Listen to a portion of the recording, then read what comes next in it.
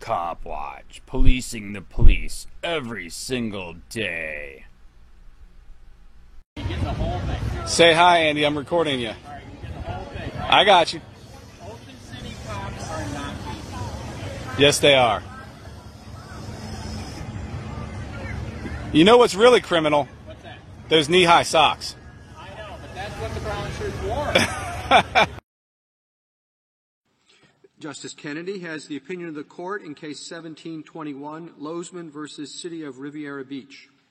This case involves the intersection of two sets of general principles, principles that define when arrests are lawful and principles that prohibit the government from retaliating against a person for having exercised the right to free speech.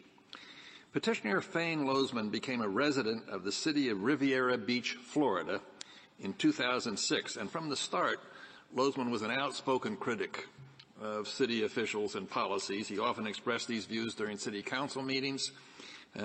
He often expressed those views during city council meetings, and he also filed a lawsuit alleging that the city council had violated state open meeting laws. In June of 2006, the city council held a closed-door session, in part to discuss Lozman's open meeting lawsuit. According to Lozman, the transcript of that meeting shows the city council members devised a plan to intimidate him based on his prior speech and for the lawsuit that he'd filed.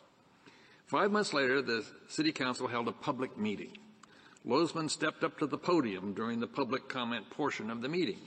He began to discuss the recent arrest of an official from another jurisdiction. A council member interrupted Lozman and directed him to stop making those remarks. When Lozman refused, the council member told the police officer in attendance to carry him out of the room. The officer handcuffed Lozman and escorted him from the meeting. Lozman later filed this lawsuit against the city under 42 U.S.C. Section 1983.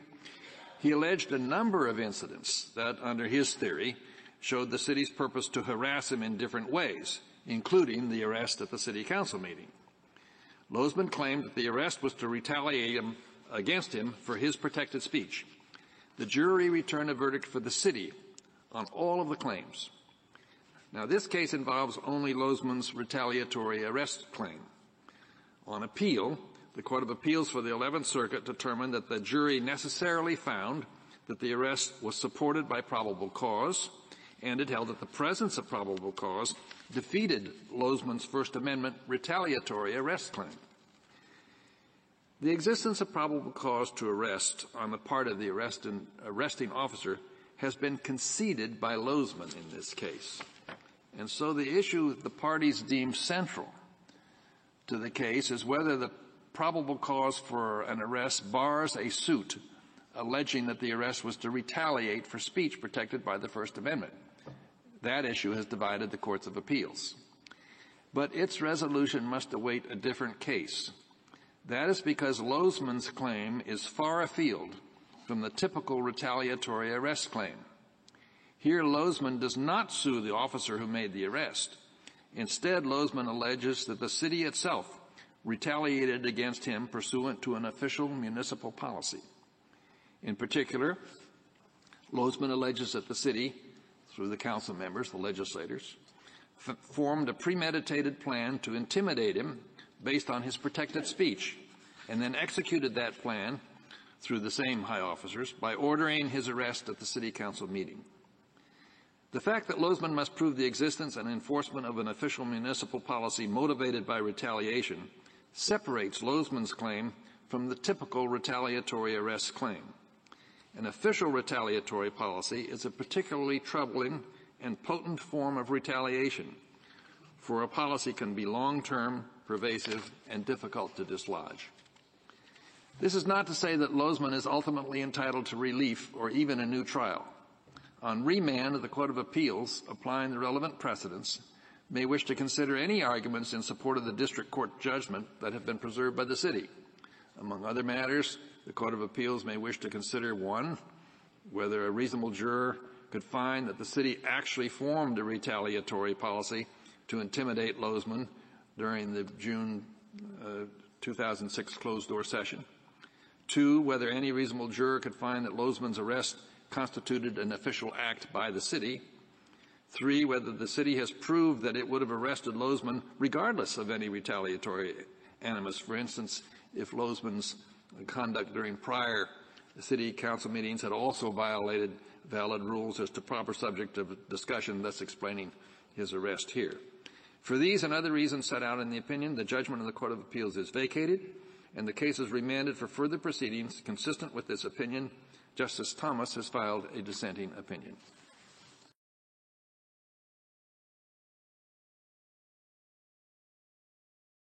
Thank you. Cool. That being said, this is still my last opportunity to address the City Council as presently constituted. And I wanted to thank you for your patience and understanding as it relates to the adoption of the new sign code.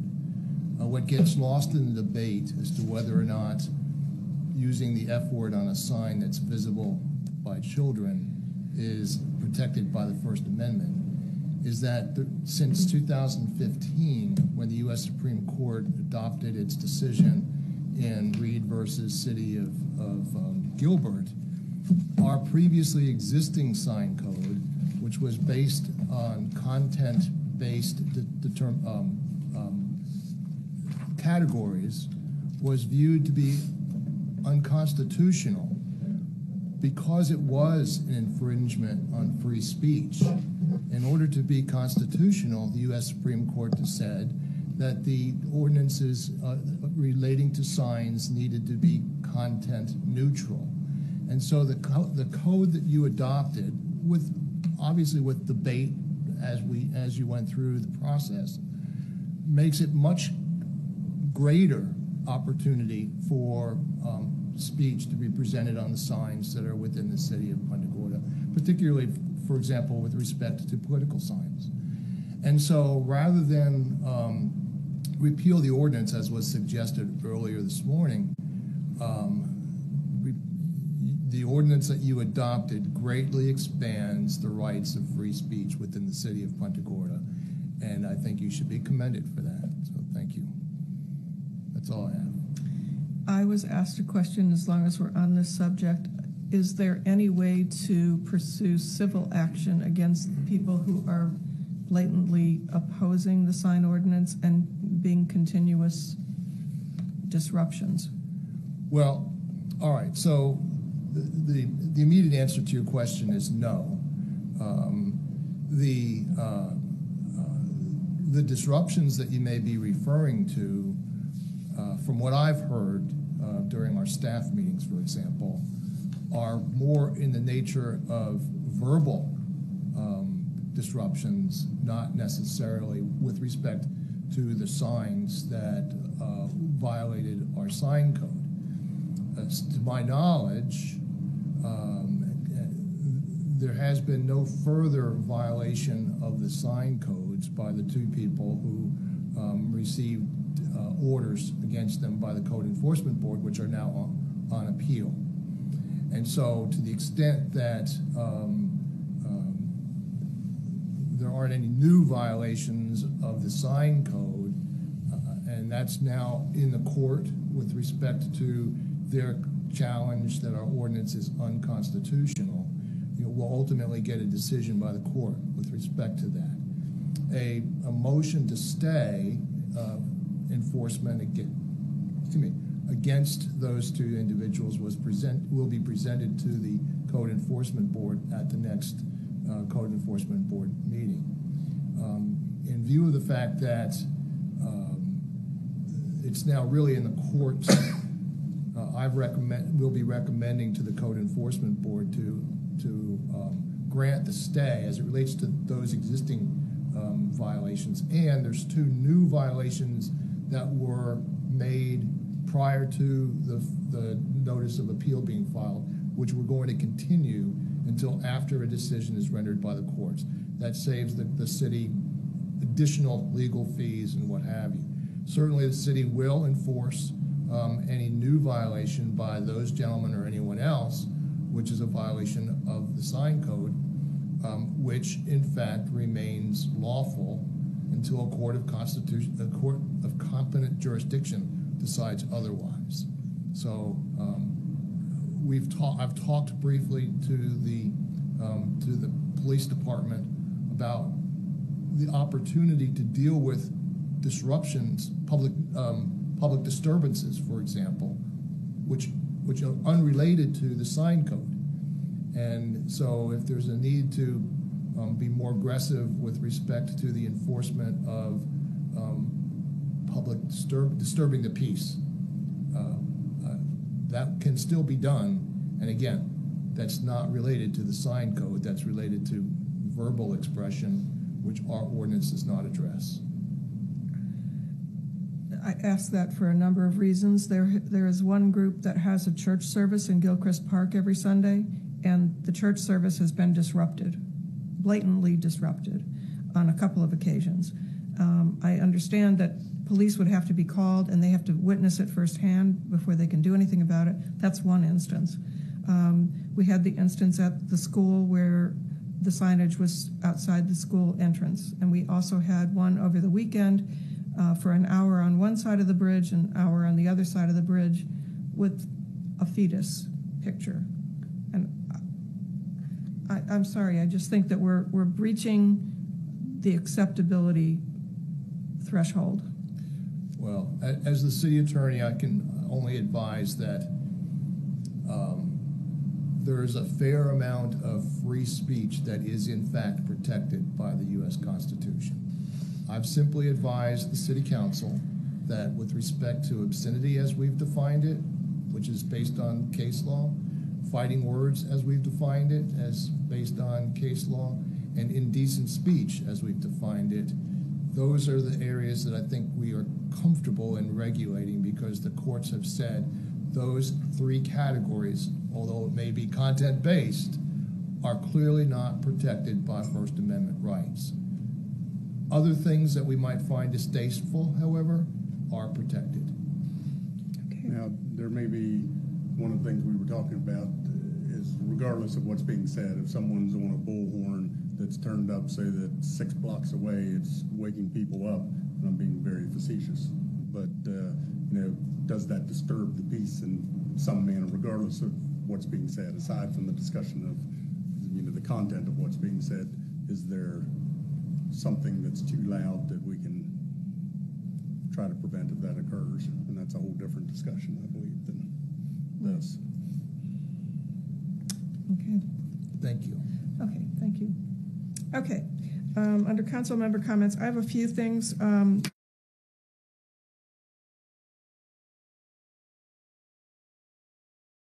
You'll hear argument next in case 1721, Lozman versus the City of Riviera Beach. Ms. Carlin. Thank you, Mr. Chief Justice, and may it please the Court. The government violates the First Amendment whenever it retaliates against someone because they criticize public policies or public officials. And this is so even when the retaliation takes the form of an arrest for which there's probable cause. Section 1983, by its terms, provides an action at law, that is a damages action, anytime someone is deprived of a right secured by the Constitution. And that statute should apply here. This Court should not adopt a construction of Section 1983 that essentially lets defendants escape liability for First Amendment violations by claiming that they didn't violate the Fourth Amendment as well. Our case shows why an absolute bar rule is an unacceptable reading of Section 1983 and of the First Amendment. The case involved core First Amendment activity, a lawsuit protected by the Petitions Clause, and a series of criticisms of public officials and public. That was true of Hartman, too, but the Court made a distinction. The distinction in Hartman, as I understand it, Justice Ginsburg, comes and rests entirely on the fact that there was absolute prosecutorial immunity for the actor who actually imposed the injury there. And I see three major distinctions between Hartman and what's going on in this case. The first of those is that in Hartman, there was absolute prosecutorial immunity. And what that meant is you could not sue the prosecutor. You had to sue somebody upstream. But the reason why there's absolute prosecutorial immunity, as this Court explained in the decisions it cited in Hartman, in Reno and in Waite, is because the court wants to avoid inquiry into prosecutorial decision-making. And that's so because prosecutors are both independent and deliberative. Absolutely none of those factors is present in this case. You needn't look at anything a prosecutor has done. The decisions here were not made by independent actors. They were made by a police officer and by a city council member whose level of animus on the record shows that this was not an arrest about anything that occurred in the council chamber that day. And there was no your beginning, I can't quite recall your beginning sentence, but it was hugely broad. Any time there's an arrest for First Amendment protected speech, there's a violation of the Constitution, something to that effect. It seems to me that one of the difficulties of this case is that there are any number of hypotheticals you have. You have people that are fighting in the bar, and then the policeman has to get some order, and one of the more difficult suspects says something bad to the policeman, he arrests him. Under your view, that's a violation.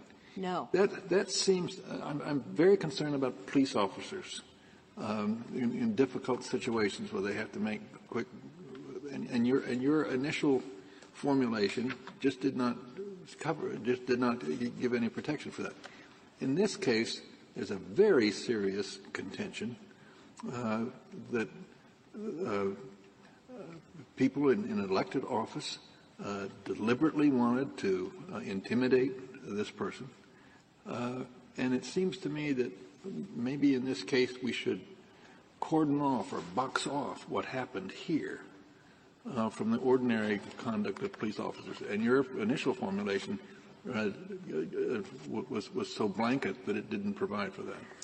I think maybe I didn't state it clearly enough. Our position is that when an officer retaliates against someone for his protected speech, that is when he has what this court called in Hartman retaliatory animus, and can't show because of the Mount Healthy standard that he would have arrested the person anyway, then there is a First Amendment violation. And if I could point to the empirical evidence here, the city cites 6 cases. The State of Alaska, on page 17 of its brief, cites 27 cases in the Ninth Circuit. I have read all of those cases, and not a single one of those cases involves the kind of hypothetical that you're talking about. So maybe, but that's exactly what I had as my question too. That it's not that you're down 2 tracks. It seemed to me.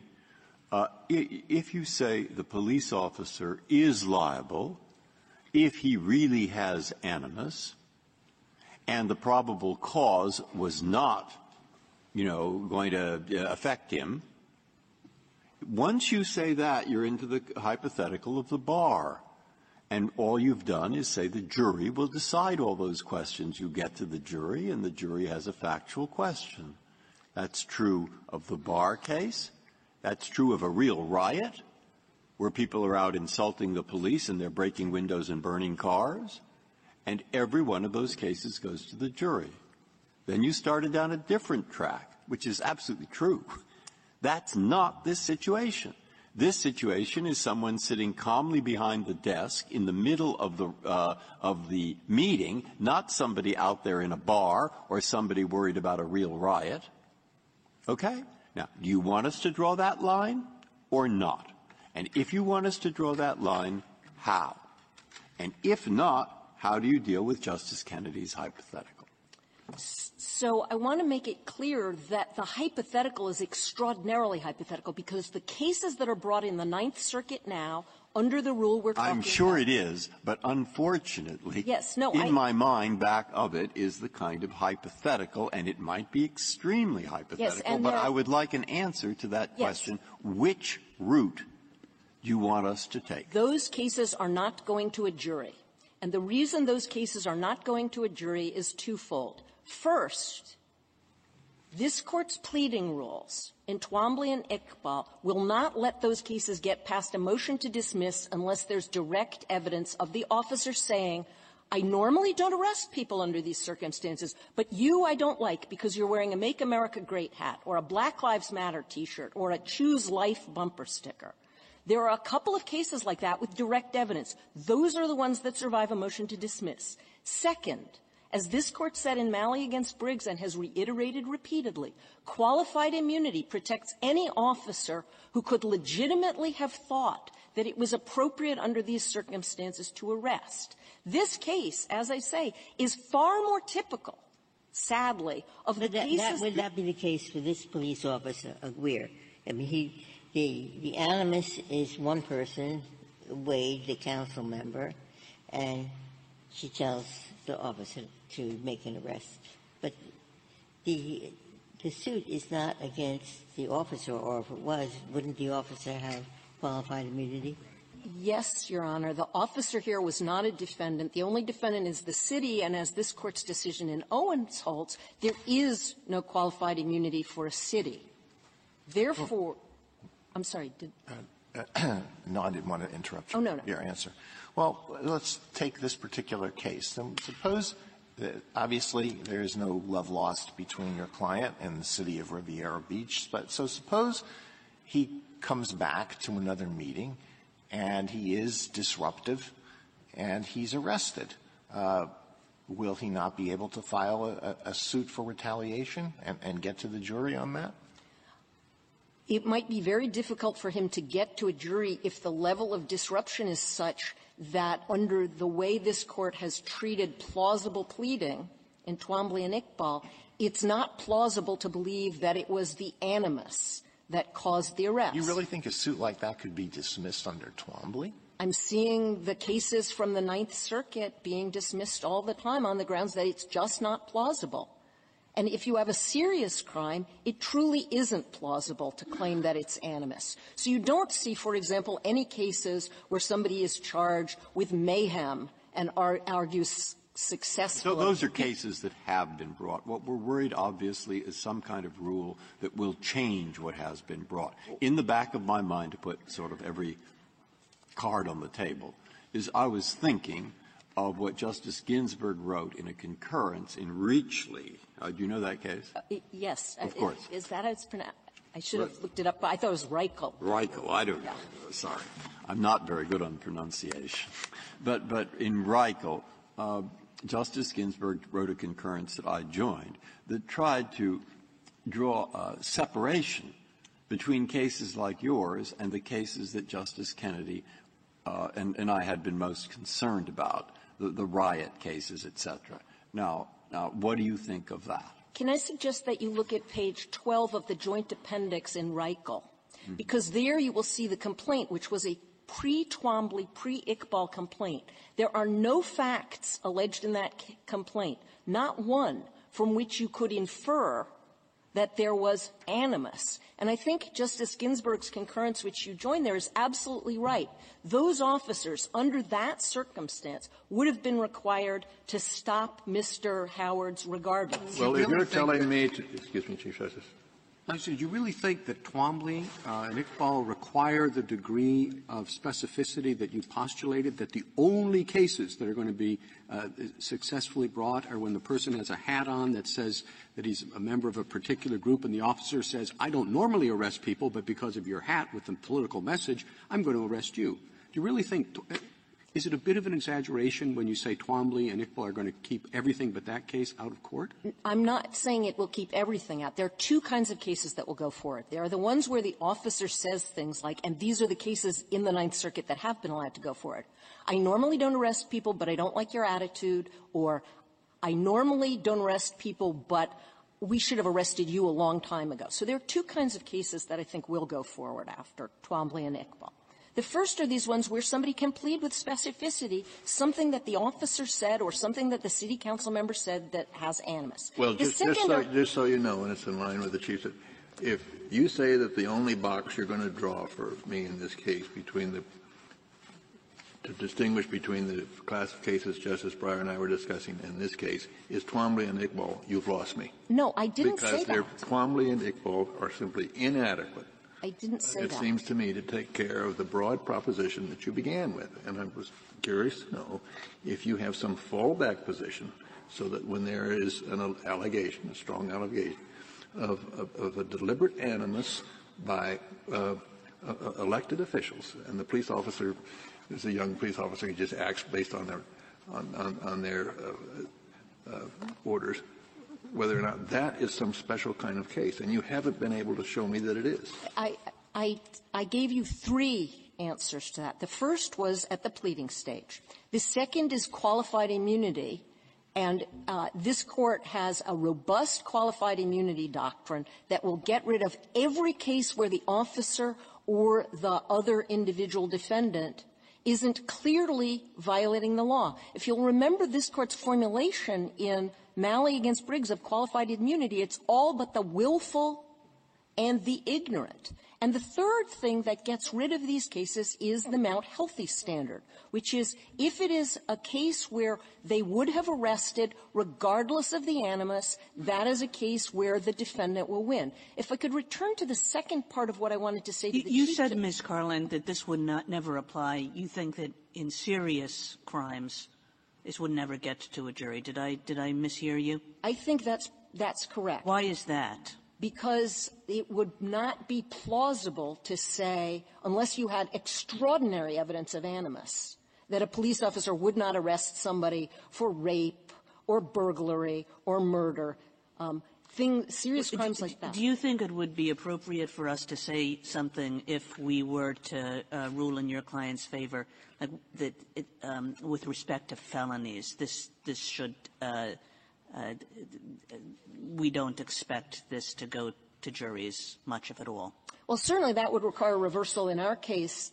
The word felony, as you know, is an extraordinarily broad word, and there may be some crimes that are felonies that the Court would not view as sufficiently serious to justify it. But in this case, it would require But serious reversal. crimes. Serious crimes, yes. I think in serious crimes cases, qualified immunity should take care of every one of those cases, because it's just not plausible to believe that the officer was clearly violating the First Amendment. Well, we get a lot of cases, particularly from where you've said the cases you've looked at, where qualified immunity is applied in a case where we found it necessary to reverse. I'm not sure that it's as solidly established a doctrine as you suggest to protect, to leave.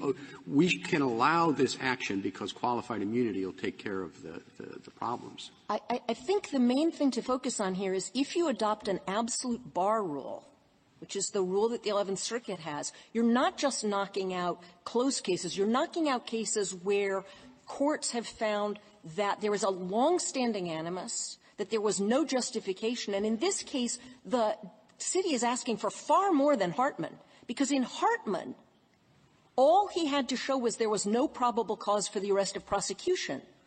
Here, the city wants us to show not only that there was no probable cause for the only crimes with which my client was ever charged, but there was no probable cause for anything, anywhere in the Florida statutes. And that is an extraordinarily broad rule that says to city council members and says to cities, if I could use a case, Justice Breyer, in which you wrote the opinion last year, in Heffernan you said it's a First Amendment protected activity to have a sign on your front lawn. Well, if the police chief there, instead of demoting the deputy, had simply said, wait until he steps off the curb or wait until he drives 5 miles over the speed limit, arrest him. And make sure it's on a Friday so he can spend. You've got the facts. Of course, your case is quite different from what's worrying me.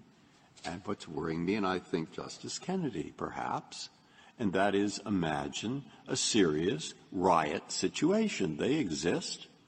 And in that riot situation where the police have a problem because there's a sub-gang, and the sub-gang is going around breaking windows and setting fire to things. They can't arrest everybody in the sub-gang. There are too many of them. Okay? So it's not going to be true that the Mount Healthy, it would have happened anyway, works. Because it doesn't work. It will. It will because they wouldn't have been arrested. There's 6 members of the gang and 4 policemen with affidavits say we could only arrest 4 people. Then we have 7 more affidavits which say, I saw the look on that policeman's face as soon as we called him a pig, all right?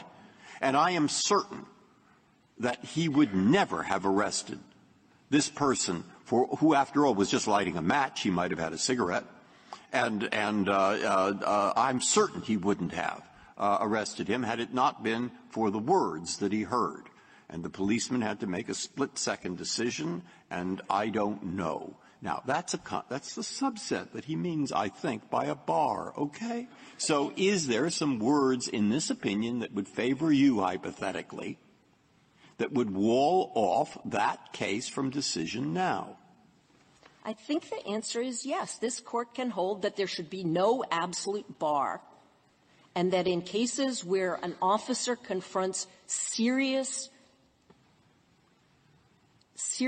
conditions that have to be addressed at the moment, he's entitled to qualified immunity. So I think, Ms. Carlin, the reference in Reichel that Justice Breyer was referring to talks about swift on-the-spot decisions where the safety of persons is in jeopardy. Is that the sort of language that you think would be appropriate to guard against the kind of hypotheticals that Justice Breyer and Justice Kennedy are talking about? Yes, I think you can say there is no absolute bar, but we understand that when there is a danger to people and when an officer has to make split-second decisions, he's entitled either to judgment on a 12b6 motion, or he's entitled to qualified immunity, or he's entitled to summary judgment. But that doesn't justify having an absolute bar in all cases. I need some help with what you've said about qualified immunity, because I legitimately don't understand it. I don't think there's ever a situation in which a reasonable officer could think that it is lawful to retaliate based on the exercise of First Amendment rights. So if there is, in a case, a genuine issue about the officer's motivation, I don't see how the officer will ever be able to get dismissal based on qualified immunity. Well, in a case where there is a legitimate dispute over whether the officer acted with retaliatory animus, he will not be able to get qualified immunity. Right. But so that's qualified different. immunity doesn't, qualified immunity won't help in that situation. So it's only the case where that you can say there's no genuine dispute on the issue of the officer's motivation. And if there's any evidence, circumstantial evidence of retaliatory motives, such as the person who's arrested saying something that's insulting to the officer, you're going to be able to infer that. I don't think it's fair to say you'll be able to infer it under those circumstances. That is, I've seen police officers under conditions of stress where somebody says something inappropriate to them and they don't say anything back and they arrest the person who's committing a crime. Under those circumstances, I honestly believe that the point this Court makes in Twombly and Iqbal is when the officer's actions and all that the plaintiff can allege are equally consistent with a lawful and an unlawful behavior by the officer, Twombly and Iqbal should require dismissal. And I think if you look at what district court judges in the Ninth Circuit are doing, they are not allowing cases to go forward. If you look, I read all 27 cases that the state of Alaska cites, and in 12 of those cases, I think it's either 10 or 12, the district court dismissed the case either on a 12b6 motion or on a summary judgment on the grounds that there was not sufficient evidence to go to a jury on retaliatory animus. And in most of the cases, it's important for this Court to understand, in most of the cases that go forward, as in our case, there is a Fourth Amendment claim as well. People are not just bringing the First Amendment claim. Indeed, 8 days into the trial in this case, our client was entitled to judgment as a matter of law on his Fourth Amendment probable cause claim and was entitled to go forward on his First Amendment claim as well. And the problem here is that the absolute bar rule takes a lot of cases that are quite like our case. What makes our case extraordinary is you can watch the video and you can read the transcript, but there are a lot of other video cases out there now like ours. And if I could just suggest to the Court that it read one example of what the Ninth Circuit is doing now, it's the Beck case, which is cited in Alaska's brief. This is incidentally, let me just a very small factor. Was the council member that presided at this hearing the same one that had presided at earlier hearings? No. They sort of rotate because different council members might be there or not. Her animus was expressed at the closed-door meeting. She was presiding at this meeting. Well, I'll just say it once again. I think you have a very strong case, but you haven't given us anything other than Iqbal and Twombly and qualified immunity to confine it in any way. No, I think all you have to say here is there is no absolute bar rule. That's all we're asking the Court to do, is to say the 11th Circuit's rule is wrong. The 9th Circuit's rule, which is a workable rule, says probable cause is a relevant factor, and it's going to be, in many cases, a dispositive factor. But where it's not relevant and where it's not dispositive, a strong First Amendment case should go forward, because otherwise what this Court is really saying is, sure, under Citizens United, make an independent expenditure. Sure, under Heffernan, put a sign on the law. Sure, under McCulloch, demonstrate outside an abortion clinic. But if the government doesn't like that, all they have to do is wait for you to violate any one of the rules that each of us probably violates every day, and they can arrest you, and they can hold you for 2 days, and they can strip search you, and then they can say to you, have a good day. And if that's what the First Amendment means, then all of the protections that this Court is giving don't mean very much on the ground when you're dealing with local governments. Counsel, I was surprised you didn't make more of the fact that the basis for probable cause that the city eventually came up with, disturbing the assembly, was not one that they, that the officer, I don't know exactly where they listed or advanced as their justification, resisting arrest or disorderly conduct. But then I couldn't figure out what to make of it either. It just seemed very odd to me that was in the case. I think what's going on there is that if you have to show a Fourth Amendment violation in order to show First Amendment violation, we're kind of tied in by Devenpeck, because what this Court said there is you don't need to have probable cause for the offense of arrest in order to defeat a Fourth Amendment claim. That's true in the Fourth Amendment context, but would it necessarily hold in the First Amendment context, I believe, is the Chief Justice's question. Sure, and you could reverse in this case on the grounds that you're going to apply Hartman as written and not add a kind of Devenpeck chaser to it, if you will. And that would be Do you recommend that? I would love that. In your case? In our case, but we is would it love a good rule? Meaning, we think the best rule is the rule we advocated for, which is that probable cause is relevant evidence but not always dispositive. But certainly in our case, if you applied Hartman as written, you would say, well, in Hartman it was the offenses of prosecution. If you show no probable cause on those, they can't come back and say, oh, well, there was mail fraud as well. I mean, it's starting to If we do away with Devenpeck, though, as if I remember here, the sergeant, I think, or whomever initially looked at the case, said there is grounds for probable cause, but we're not going to get a conviction, so that's why we're not going to proceed. Now, the judge said there's no probable cause on the facts as they existed, but you can well imagine that officers filled with animus could scour the books at the booking station, and they could look for something that might fit the day as well, but still not have been something they would have otherwise arrested for. Sure, which is why we think the best rule is that probable cause is relevant but not dispositive. If I may reserve the remainder of my time. Thank you, counsel.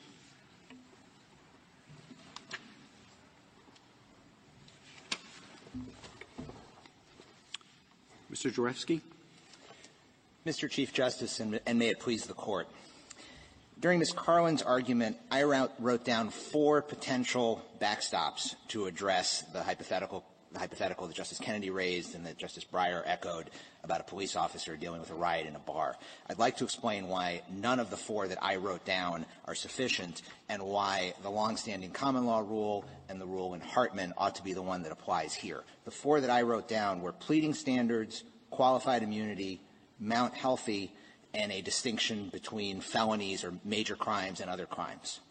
First, with respect to the pleading standards, it's critical to understand that police officers must conceitedly take account of speech when deciding whether to arrest in many situations. The bar example is one of those. And police officers need to have an objective an objective basis on which their conduct will be judged. It is virtually impossible for police officers themselves in the bar kind of situation to disaggregate their own thought processes and understand whether, and recreate after the fact certainly, whether they carried out an arrest because of the content of somebody's speech and their dislike for it, or because the content of somebody's speech suggested belligerence and suggested a likelihood to continue to incite violence, and there was a need to arrest in order to contain the situation. The problem with a pleading standard rule, as the Ninth Circuit demonstrates, is that there are many cases in which police officers and arrestees simply have a different view of what happened. And the Ninth Circuit sends those cases to juries, and regularly the juries ultimately find for the police officers, but only after they've been forced to endure all of the burdens of litigation. Mr. Koretsky, I want to give you an opportunity to address each of your four if you want. But if I may say, I mean, Ms. Carlin was having some difficulty with hypotheticals. But you might have some difficulty with the facts of your case. So if I could move you to the facts of your case and suggest the kind of dangers that it poses, which is that in a local government, there are people who become real sort of pains to local officials, and local officials want to retaliate against them for all the various things they say, charging corruption, doing whatever Mr. Lozman did.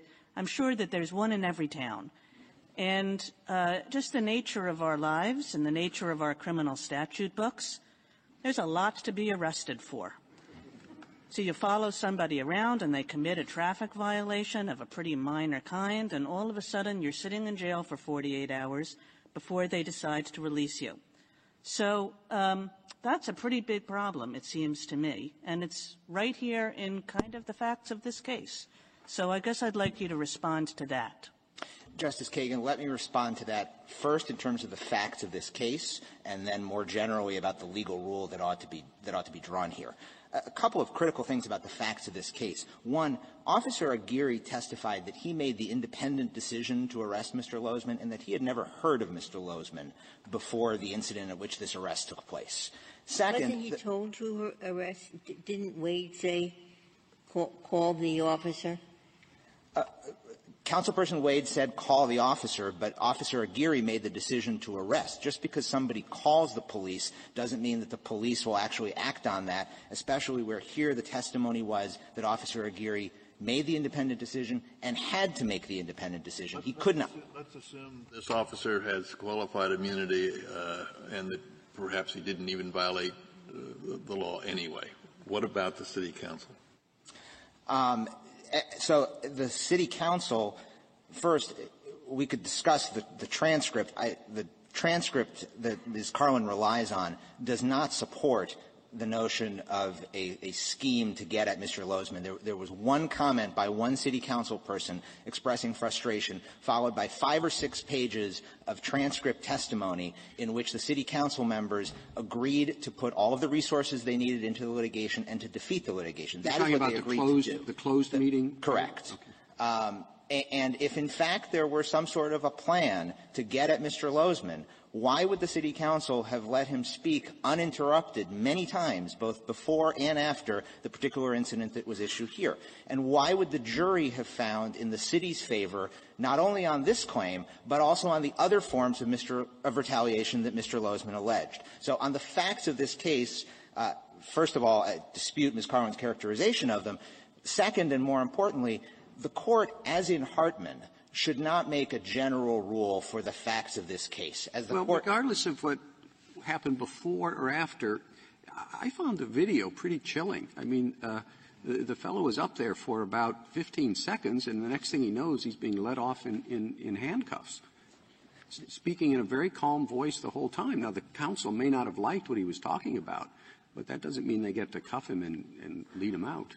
Well, there was probable cause in that situation to arrest him for unlawful disturbance. He repeatedly failed to heed Ms. Wade's and Officer Aguirre's directions to stay on topic. There was a finding by the district court here that comments— He was on topic.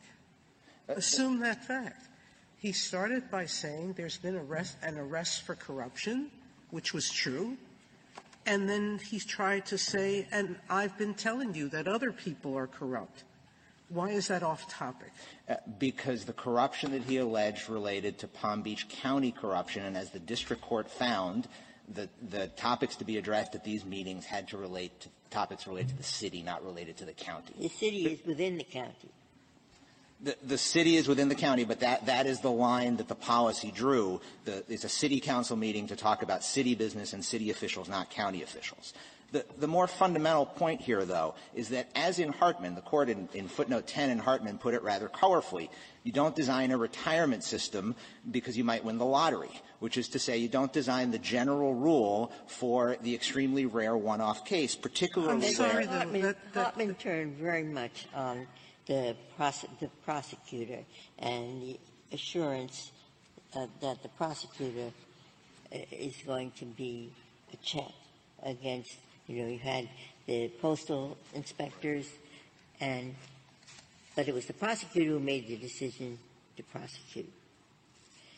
And here there's no one like the prosecutor who has absolute immunity and is a person that we generally think of as upright. And here there's nothing like that. The arrest, at least it looked like from the tape, was motivated by Wade, who was just very annoyed at Mr. Lozman. Justice Ginsburg, I respectfully disagree with that characterization of Hartman. In Hartman, the court said that the prosecutorial immunity was an added reason for the rule that the court adopted. But the heart of the court's analysis in Hartman was about causation. It was about the complex causation problems that arose in that case because you had multiple actors. You had the police officer who allegedly induced the prosecutor to act. Here, you have at least as significant a causation problem because of the ways in which police officers concededly must account for speech in an arrest. And police officers should not be deterred from making legitimate arrests, whether for major crimes or for minor crimes, out of fear that later on there will be an allegation that perhaps the real reason for the arrest was the Black Lives Matter shirt. We don't disagree that police officers shouldn't be arresting for retaliatory intent. Correct. And now, if we accept that premise that the First Amendment is valuable enough to us to protect it from government abuse, and the facts in this case, that's what they assume, or that's what we're assuming from the facts as alleged, shouldn't we have a remedy? And shouldn't we have a remedy that takes care of those arrests that are motivated solely because of animus? Because Mount Healthy says if you would have arrested anyway, you're not liable. But what you're doing is depriving people who would not have been arrested except for their First Amendment speech from having any remedy whatsoever. Justice Sotomayor. Yeah, I know you say something else will take care of it, but the reality is something else usually doesn't take care of it. So, Justice Sotomayor, I think the premise of your question is that there is an epidemic of retaliatory arrests out in the world. No, I'm not even talking about an epidemic. I'm talking about a constitutional wrong. Because either way, you're saying we shouldn't create a system for this kind of violation. But why should I create a system to exempt this from our regular First Amendment process? Because there might be one or a few cases that fall through the protective barriers that Ms. Kaplan pointed to.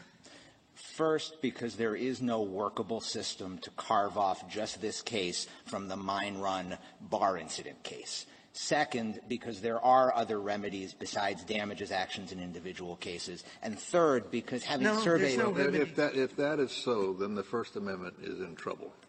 In this case, it seems to me, you might argue with the evidence, but that there's evidence that there was a predetermined plan to arrest somebody on account of his political speech in a political forum.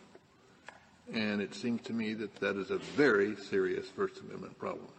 And it seems to me you can cabin that off somehow from the Bar Institute. The petitioners didn't give us any specific way to do that other than Twombly, but it seems to me that the Court, in order to protect speech in the political forum, can make that distinction, at least in this case, maybe wait for other cases to see if it should be expanded. Justice Kennedy, as in Hartman, the Court said it was not possible to create a workable system that would cabin off a particular kind of speech or a particular kind of violation. I don't believe there is here either. If you look at the instances that in the Ninth Circuit have gone to trial, many of those involve political speech as well. Consider, for example, the Ballantyne case cited in our brief. That was the case where protesters were repeatedly chalking the sidewalk with anti-police messages, a form of political speech. The police repeatedly tried to work with them and to suggest, instead of chalking, use this other form of protest. Counsel, why doesn't it account for your concerns, what the Chief Justice suggested, which is perhaps probable cause to arrest for the charge made would tend to defeat an inference of retaliation. But to imagine probable cause for an offense ginned up years later at trial after scouring the books and the judge sending everyone to do more homework to find more statutes and more books, why might that not be different and that raise an inference of retaliation? Because, Justice Gorsuch, of the teaching of Devenpeck, that that's the Fourth Amendment context. Here we're trying to secure First Amendment values, and why isn't it a different consideration? It is in the Fourth Amendment, but the core teaching of it is that police officers are not lawyers. What they are trained to do is to identify a course of conduct and determine whether there is probable cause that some law was broken during that time. But they are not trained and they are not required to specifically identify at the time of the arrest precisely what section of the code was violated. For certain, and I'm not suggesting that the failure to get it right would itself invite liability, but why wouldn't it at least raise the possible inference of retaliation there in a way that it wouldn't if it got it right for the arresting charge?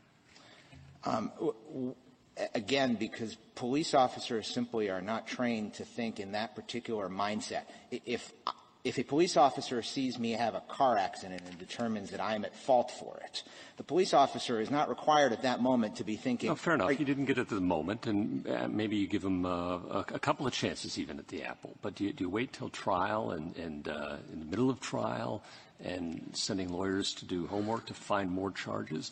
Is that different in any meaningful way?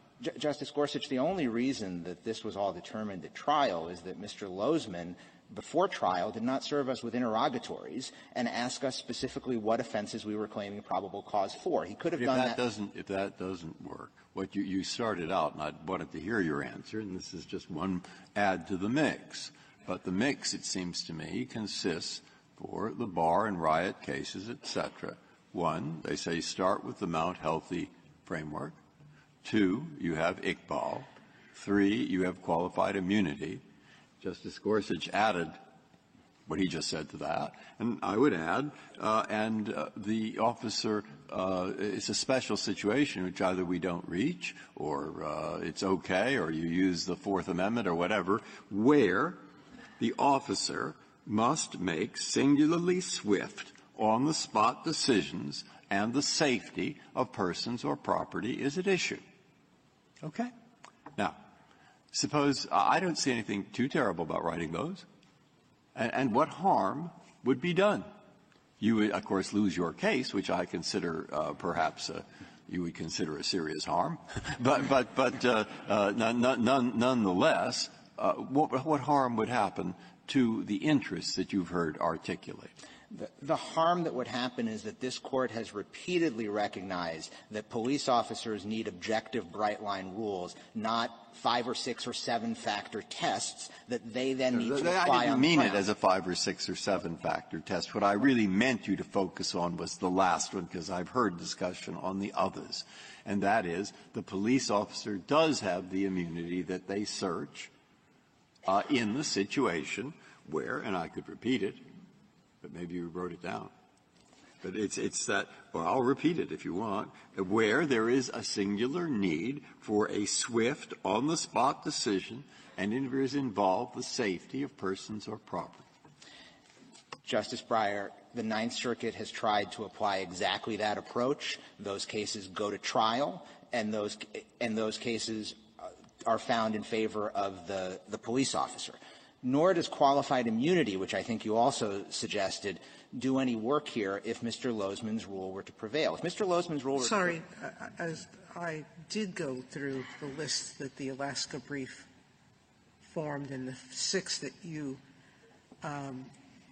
listed, it seems to me that having read those cases, that they went to trial not because those limitations failed, but because there was other evidence of things that that didn't fail but made this triable cases. Many of them involved excessive force claims, which can often be reflective of animus in a different way than a mere arrest is. And as was pointed out by your adversary, of the 26 the Alaska brief pointed to, 12 of them were dismissed at the motion to dismiss stage. So people bring things, which doesn't mean that they're viable. Sometimes they are and sometimes they're not. Far too often they are viable through trial, and only at that point does a jury find in favor of the officers. And in many of these cases, the basis for finding a triable question was simply that the police officer was aware of the content of some speech, and that was enough in order to create an inference that maybe the real reason for the arrest was not that the arrestee — We have a difference of opinion, and perhaps I don't think I have to go through each case, but I don't think that was merely the reason in most, if not all of them. I think if you look at cases like Holland or the Chalking case or Mihailovici, those are cases where the reason that there was a triable question was simply a difference of opinion about what happened. And that is also precisely why qualified immunity will not do any work to protect police officers if Mr. Lozman's rule becomes the law. At that point, in the typical case, the only thing left to be tried, if there's an allegation of a retaliatory motive, is what was the real motive in the officer's head. That's not something to which qualified immunity attaches. That is going to be a fact question for a jury. With respect to the suggestion that Justice Kagan raised earlier between major and minor crimes, police officers can't have a taxonomy in mind of what's a significant enough crime to arrest for and what's not. And moreover, even some seemingly minor crimes, as the amicus brief of the District of Columbia and numerous states points out, even some seemingly minor crimes can be very important to enforce for community policing concerns. And so the idea of having a test where major crimes, the police officer somehow gets more deference than for minor crimes doesn't work in practice. I'd also like to point out that Mr. Lozman and his amici have surveyed decades of cases. They've not come up with a single case, not even one, in which a police officer has been held liable for a retaliatory arrest that was supported by probable cause. I'm confused by you keep talking about the police officer. As far as I know, no one charged the police officer here with having any kind of animus against Lozman. The charge was that the city council did, and particularly this council member Wade. The animus here was on the part of the city council, not the arresting officer. If I may briefly respond, the alleged animus was on the part of the city council, but in order to have a complete violation, it would need to be carried out by the officer, which requires an inquiry into the officer's state of mind and the officer's intent. Moreover, there is no basis for distinguishing cases against police officers versus those against municipalities in either the text of 1983 or the history of these sorts of actions. Thank you, counsel.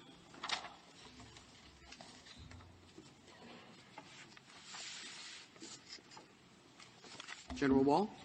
Mr. Chief Justice, and may it please the Court, I have 3 points. The latter 2 are about law, and I hope I'll get to them, but I want to start with what the world looks like, because I think there's a serious disagreement here, and this case arises on about the worst possible facts, and I would hate to see that drive the rule. There are about 10 to 11 million arrests every year in the country. Of those, Petitioner and his amici have come forward with 20 cases in their briefs, and I'd encourage the Court to look at them, because I'm perfectly happy to rise or fall by them. They divide down, I think, into 3 basic buckets: protest cases, noise ordinance cases, and other cases where there's a confrontation between the arrestee and the officer, and there's a failure to follow a lawful order, and the question is, what motivated the arrest, the failure to follow the order or the speech? And I think what we're trying, what the United States would submit is, Twombly and Iqbal are not going to work for the reasons they haven't worked in the lower courts. The plaintiffs never just point to their speech. They always point to other things about the interaction with the officer, and many courts have deemed that sufficient to get past the pleading stage. Qualified immunity isn't going to work for the reasons Justice Alito gave. I don't think the language in Reichel is going to work because that was designed for protective details. These are all on-the-spot decisions, even the officer's decision in the city council here. And a lot of these cases don't involve the safety of persons or property. I mean, take a case like Galarnik that went all the way to the Eighth Circuit. Somebody trespassed into a government trailer in order to criticize the government. And the question is, no question he was trespassing. Did they arrest him for that? Or because once he got inside the trailer, he was criticizing people working in the trailer? I don't know that you could say that there was a real safety concern there. And there's no property concern in any of the noise ordinance cases or even a lot of the protest cases. I'd really caution the Court away from addressing the Devenpeck rule here. Petitioner hasn't challenged it. It's a very difficult question. It's a very different question from whether you need to show an absence of probable cause, what offenses you should have to show that for. I think there are very good reasons why the rationale of Devenpeck should apply here regardless. So then I think you're really just down to what Justice Kennedy was getting at, which is, look, this looks like an official policy of the municipality, and indeed the parties seem to agree that's what the jury found. And I think you could rest it on that, although for the reasons that the city's council gave, there's no textual or historical support for that in the statute or at common law. And I think Hartman's footnote 10 already says we design the constitutional tort for the minor run of cases, not for the needle in the haystack. And this case really is. I mean, it really – I agree that the facts here are troubling. I also just think that this is almost a category of one. It just does not look like the typical cases for which you design the constitutional tort rule, and that's what Hartman tells us. Mr. Wall, we allow people to sue under 1983 for discriminatory arrests under the Equal Protection Clause, and without showing anything about whether probable cause exists or not. What has been the experience with respect to those cases, and why is this area why should the rule be any different than that one?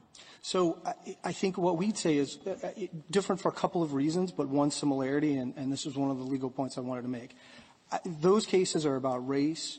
Race, the Court has said, is so rarely a proper consideration for officers that the Court does treat them differently. Speech is the kind of thing that officers often can and must in these situations take account of. And even there, even though it's more subjective than in virtually every other context, even there you've got the objective screen of Armstrong. So you've still got to prove that similarly situated people were treated differently. And I think, setting aside the facts of this case, the legal anomaly that Petitioner wants is to say, look, for every other constitutional tort claim, retaliatory prosecution claims under the First Amendment, selective enforcement under the 14th, or false arrest under the 4th, you've got some objective screen, whether it's the absence of probable cause, whether it's Armstrong's similarly situated requirement. And what they're really saying is for this subcategory of claims under the First Amendment, no objective screen. Fact question, it's going to go to the jury. And all of these cases are virtually a he said, she said. The officer wasn't going to arrest me until I called him names and I said really ugly things. And the officer said, no, I was going to arrest them for failing to follow my lawful order. One of the grounds, and I'm not quite sure how you could use it. We've been talking about how bad the facts are and yet how difficult it is to apply. This is not a situation where the police are out in the street and something's happened and they're looking at the, what kind of slogans they have, what they're shouting, a lot's going on.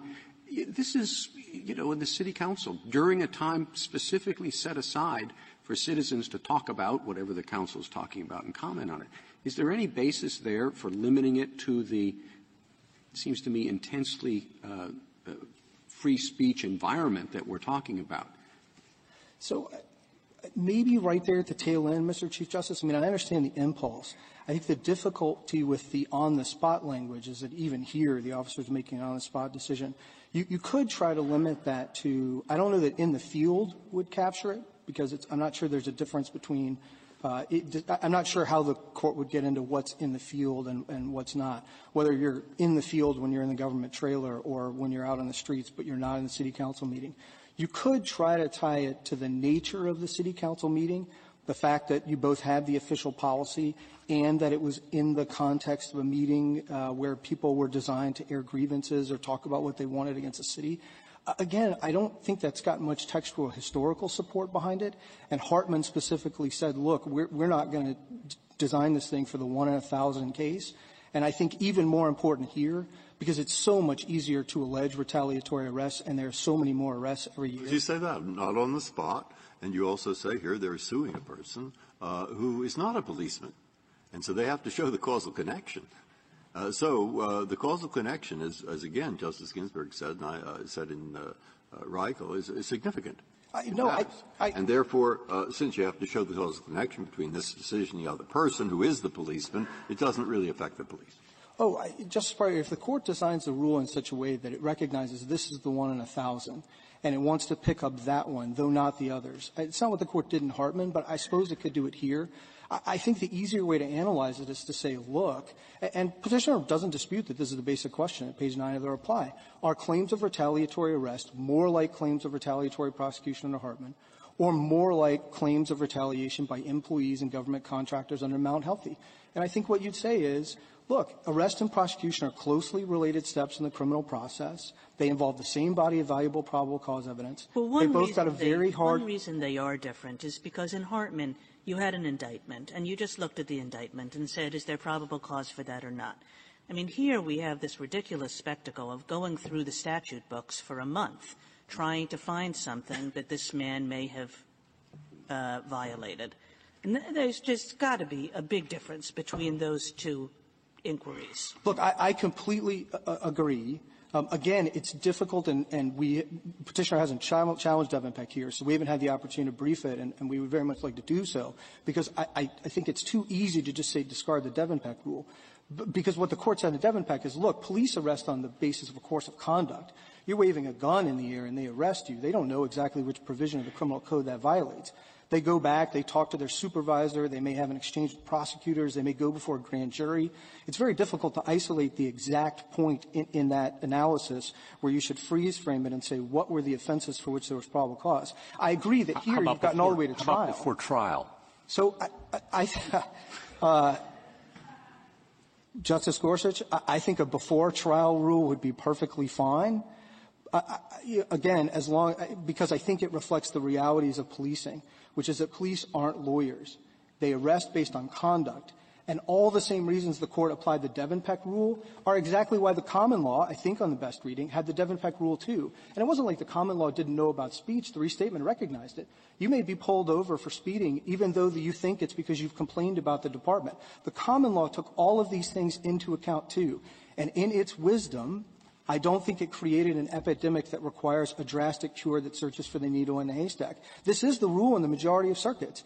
And what's notable is that unlike in a lot of these cases, it's not as if Petitioner and his amici have come in saying there is some huge problem in the 2nd, 4th, 5th, 8th, and 11th circuits. They really have sort of pointed to the facts of their case, and I agree it's troubling, but in the real world, I think the far more serious danger is subjecting police departments across the country to claims that are easy to allege and difficult to disprove. And weighing virtually that exact same balance in Hartman, what the court said is the game is not worth the candle. We're not going to try to design the constitutional tort for the 1 in 1,000 case. There are other remedies that get at that. Saying 1 in 1,000, but might there not be a problem that now that we have this case and we have to decide this case, and if we decide it your way, maybe it's a green light to everybody to make it not the 1 in 1,000 case and to start really going, you know, there are lots of small towns in America, and there are lots of cranks in those small towns, and there are lots of relationships that go sour between officials and some members of the populace. And, you know, what about that? What about, you know, finding that guy every time he doesn't quite stop when he makes a right on red and putting him in jail for a while? So a couple of things. One, again, I don't think we ought to believe that the only bulwark against backsliding on the First Amendment is damages suits. But more importantly, what I'd say is if that's the kind of rule they want you to put in place, they ought to have to show that the common law, which had this rule for hundreds of years, was a problem. They ought to have to show you that Hartman has created an epidemic of retaliatory prosecutions. They ought to at least have to show there are more retaliatory arrests in the 2nd, 4th, 5th, 8th, and 11th circuits than the 9th and 10th. And they haven't tried to do it. Because what they'll find, if you look through those cases, is there are a lot of claims in those circuits, but they don't turn out to have a lot of merit. They're difficult to defend against, and that's why we think the rule makes sense. Thank you, counsel. 4 minutes, Ms. Carlin. Thank you. I'd just like to begin with the common law and ask this Court to read its own decision in Dinsman, which is the only decision by this Court talking about probable cause and false arrest that antedates the passage of Section 1983. And here's what the Court says on page 402.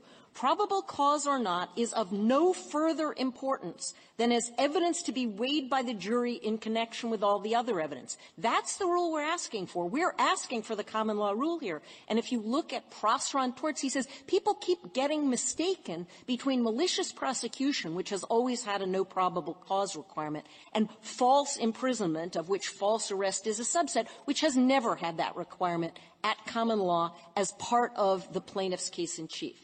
The second point I'd like to make is a point that goes back to the Devenpeck issue, which, as Justice Gorsuch pointed out, might be perfectly sensible in the Fourth Amendment context, but not when you're talking about First Amendment values, because First Amendment values are the core of the First Amendment is an anti-retaliation principle.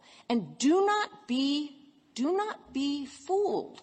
If you tell city councils that if they deny somebody a permit, they can be sued for damages. If they fire him from his job, they can be sued for damages. If they don't give him a zoning variance, they can be sued for damages. If they don't give him a parade permit, they can be sued for damages. But if they arrest him, and they can come up with anything, even 8 years after the fact, that might be something for which there's probable cause, not even showing that he actually committed the offense of disrupting a religious assembly or assembly for other purposes, but just that an officer could believe probable cause. You are giving a green light to every vengeful city council in America to go after people when they demonstrate against abortion clinics, when they demonstrate about police, when they protest zoning decisions. The First Amendment really requires that there be some remedy, and the text of Section 1983 gives that remedy. It says when somebody subjects or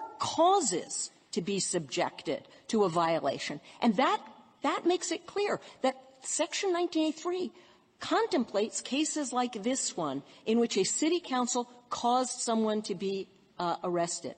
All we ask is that this Court hold that probable cause is not an absolute bar in cases where retaliation is proven. Thank you.